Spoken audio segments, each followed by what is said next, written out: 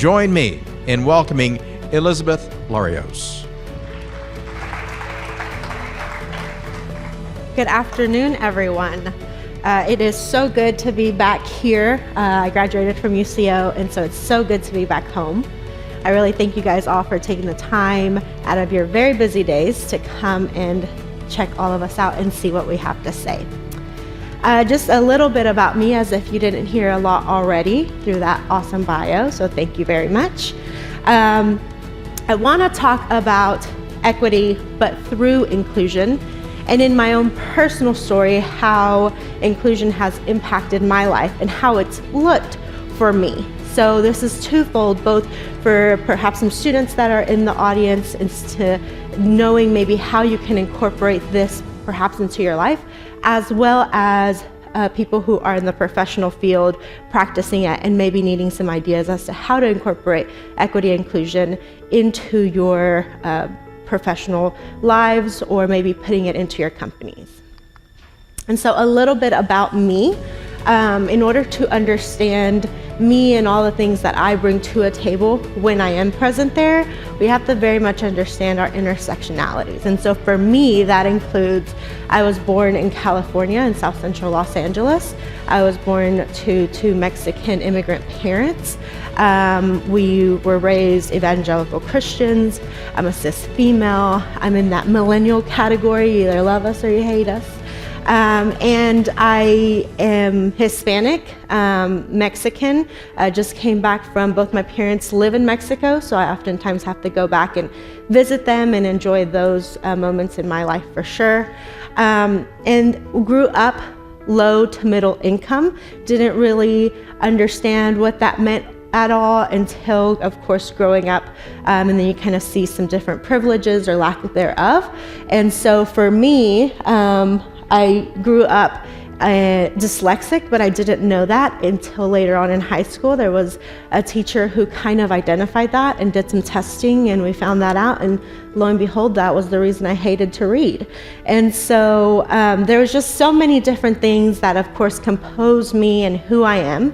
And so fast forward to growing up into high school. So in high school, for us, because we were low income, we couldn't necessarily do sports because you have to pay for your shoes or your uniforms or all of that type of stuff. And so for me, I did clubs and organizations, and that really substituted all of that. So oftentimes sports is what gives people scholarships. And so for me, those clubs and organizations really helped me go into college. And so for me, those moments of when a teacher would encourage me to do speech or debate or something like that, that was really them kind of bringing me into this new world of, oh, okay, great, I'm going to do something. I'm going to value myself in a very different way. And so later on in college, was involved in lots of leadership programs.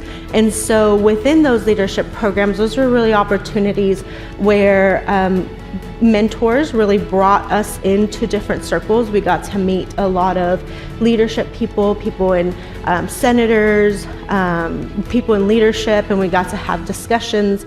And then, of course, we had etiquette classes. We had so many different opportunities while I was in college. There were these moments where people would bring us in as students, bring us into different conversations. And then, of course, for me, what really broke the who you know barrier for my career was these work-study programs. So they really allowed for me to enter into a professional career and have this background of experience when I did work study. So both with the school and then was able to do some internships outside of school as well. And then just talking about my career progression, there was definitely some moments where these moments of inclusion really became apparent through mentorship inside of my work. And so, for example, when I was at Express Employment Professionals, which I saw were one of the sponsors of today, so thank you for making today possible. Whenever I worked there, there was a woman by the name of Veronica Zamora, and she was an amazing mentor, and she saw something in me that I didn't see in myself. And so she really helped me and brought me into this professional world that then it really opened my eyes, and it exposed me to so many different things that I hadn't seen. And so she very quickly put me up the ladder, and I eventually became a salesperson with them and learned so much throughout that time. And then I worked at the YWCA. During that time, I saw so many systems of inequality and broken justice systems, and so I started to run for political office. And so I ran for political office in 2016. And that was such a great experience, learned so much. And while I was doing that, this exposure and this recognition began to just rise. And so during that time, there were so many moments where people were trying to bring me into different conversations or different things, because both I stepped out of my comfort zone and really wanted to engage community members, but as well as they were bringing me into conversations, whether it be because I was Hispanic or because I was running for office. And so later on during this time here, kind of all went together, but I started doing community outreach and recruitment with Rose State College. And during that time, there were people at the city planning department who had reached out to me because they wanted to include me in these conversations about how they can engage the Hispanic community. And it was at that moment where they kind of reached down and reached over and brought me into these conversations that before I wasn't necessarily a part of. And I didn't know that people wanted to hear our voice as the Hispanic community or as me as a young person. Whatever you saw the circles that I fall into, whatever out of all of that they wanted to hear about, they wanted to bring me into those conversations. And so I'm very thankful for both the city planner and the person in the arts department who brought me in to kind of pick my brain and created this committee to kind of talk about different things in a very different way, and really wanting to know personal ideas. And so at that moment, I then kind of reevaluated my career, and I really liked what they were doing. I was never exposed to city planning or any of that type of stuff. And so I just remember Googling economic development in Oklahoma City, because at the time I was already doing economic development internationally. I always knew I wanted to do a nonprofit and help women set up businesses. And I had great connections with some people from my church. And so we were already doing that internationally, but locally I wanted to know how to do that as well. And so I reached out to the Alliance for Economic Development of Oklahoma City. And for me, that was a moment of when they hired me. They took a chance on me. I had no background in this, but they included me in this type of stuff. And at that point, my world just completely opened. Really started talking about developers and what that looks like in city planning, and how all of these things work together, and how the city works, and streetscape improvements, and all of these things that I had no idea existed. But it wasn't until, again, somebody reached out and they were able to include me in these conversations, whether it be because somebody formed some type of committee and they needed a Hispanic person to kind of give their input, or because they needed my demographic. For me, these diversity initiatives, they've worked out. For me, education got me to the place where I was able to be at certain tables. And so the only thing that I think I wish would have happened is that I wish I would have been exposed to more earlier on. Because if I would have known that the world of development, economic development, and kind of how it worked locally, perhaps maybe I would have started to be a developer or something like that. And so you just never know. And so I encourage you guys as students to really kind of go out there, and if you hear of something that you're interested in, really go explore it, go talk to them. And then people who are employers, if you have an opportunity to go to a career day at a high school, please do so, because there are so many people who have no idea of all of the different type of careers that are out there.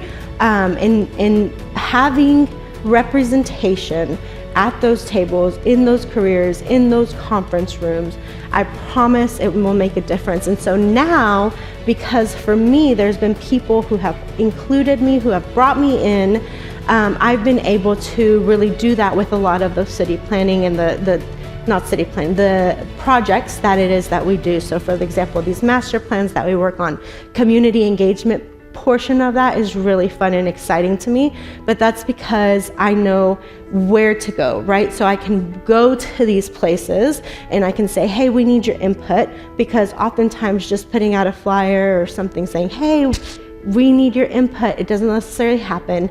For some communities, you actually have to go into the community and sometimes go to their doors and ask for their input. And then once you have that input, what can you do with that information? And so all of that is things that I now get to practice. But again, it happens because of my background. And so all this to say that if you have an opportunity to be included in something, if somebody asks you, I know that sometimes it's really hard to step out and say yes and take time out of your day to, answer a survey or be part of a focus group. I encourage you to do so, because your background and your knowledge can be really useful and really helpful. And then as for the employers or people who are out there, I encourage you to take community engagement and community outreach really seriously, because there's so many voices that have never been asked. And once they're asked, you can spark something that is absolutely amazing and life-changing. And so for me, this was my first day of work at the Alliance for Economic Development. Since that day, I had no idea I would be doing all of these really cool things, but it's because of those moments of inclusion that really brought me to these places where now I'm more knowledgeable, and I believe that there's generational knowledge that comes from that. And because of that, I'm able to include my community in a part of that. And so it's these big bubbles that are happening, right? And so once we're included, we can really make an impact in our community, and then of course start changing things from there. And so if you've not listened to anything, I encourage you to listen now. So what I believe is that inclusion produces exposure. And once you're exposed, I believe that can produce opportunity. And once you have that opportunity, if you so choose to do something with that opportunity, at that point in time, you can represent your community, you can represent all of those things that you are, all of that background that you have, all of the things that represent who you are. And when you step into a room, you can speak on what you know. You don't have to be an expert in the thing that they're asking you about. You have to be an expert in all of the things of your community, of your house, of your household, of your income, all of that. You can speak on that. And so once you do, then at that point in time, you are representing. And once you're representing, you can be a voice, a bigger voice for all of your people, all of your background, all of your community. And when we have more voices at the table, when we have great representation at the table, at that point in time, we can start brainstorming equity together, because equity looks very different for different things and different people. But it's not until you have a really good group of people really being honest with each other and brainstorming and feeling comfortable with each other, at that point in time, we can really start talking about equity for the specific problem. Thank you guys so much.